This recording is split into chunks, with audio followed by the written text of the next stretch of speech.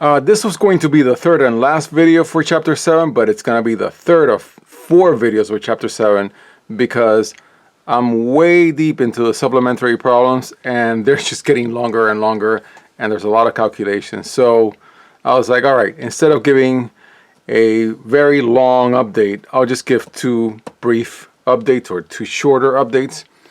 So this is going to speak to section 7.4 and 7.5. Of course, I read the material, and then also it's a total of 28 problems. It's not as many as the usual update, and so I'm up to 1,337 problems for Anton. And I was planning on doing more problems out of section 7.5, but they got repetitive, and so I was like, all right, I get the drift. I'm moving on. And of course, towards the tail end of the book, I'm looking forward to going into the more theoretical linear algebra.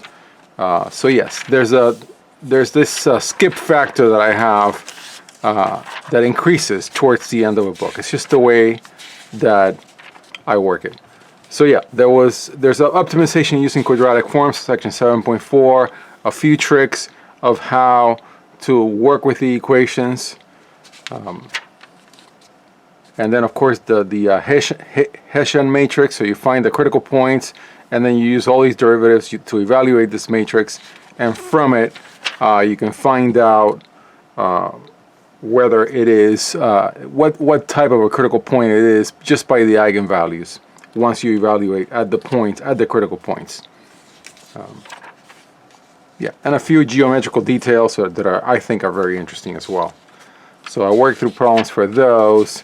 And then I thought that I was going to spend a lot more time working through these problems, and I thought they were going to be more difficult. I like problems with imaginary numbers, but they turned out to be just more of the same, really. And so I didn't do as many as I thought I would do. I just like, okay, I kind of see what these are about. Yeah. And then, of course, I'm in the supplementary problems right now, but that's going to go into the next video. Okay, on to the work itself. So yes, the reading as expected from the book on quadratic forms.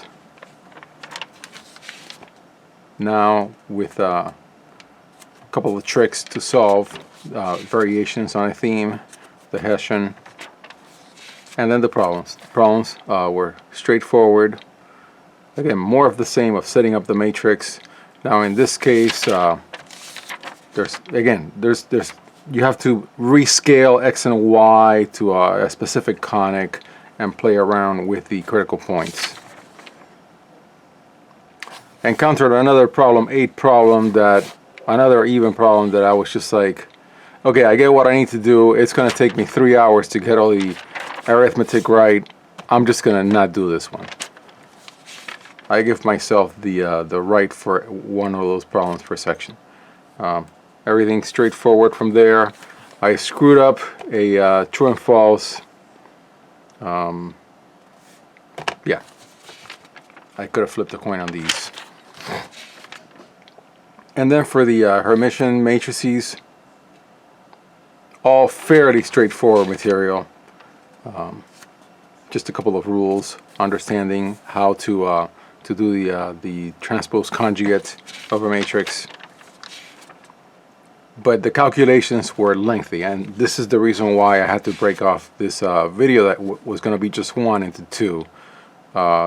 And it's very, very easy to make a mistake. I'm getting better because I'm kind of warm with these problems by now, but I've made many mistakes in the earlier ones. Yeah, in this one I got close. I got really close.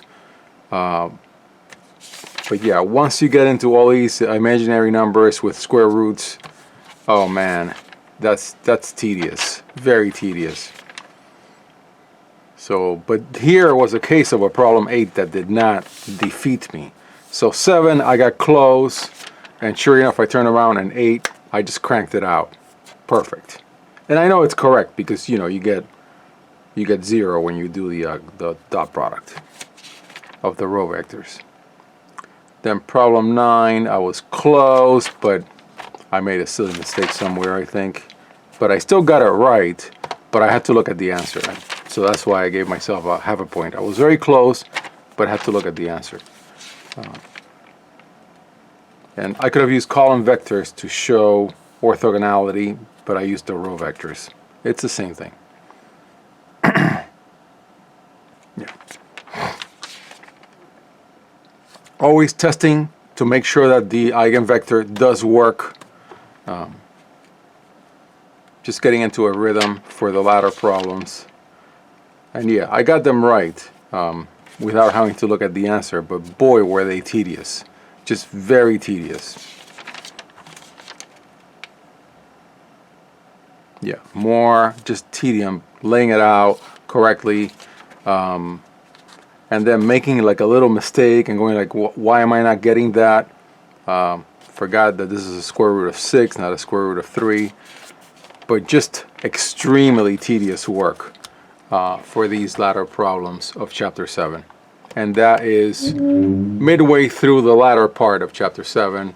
The next update will be a few more problems that I've worked out in 7.5 and these supplementary problems.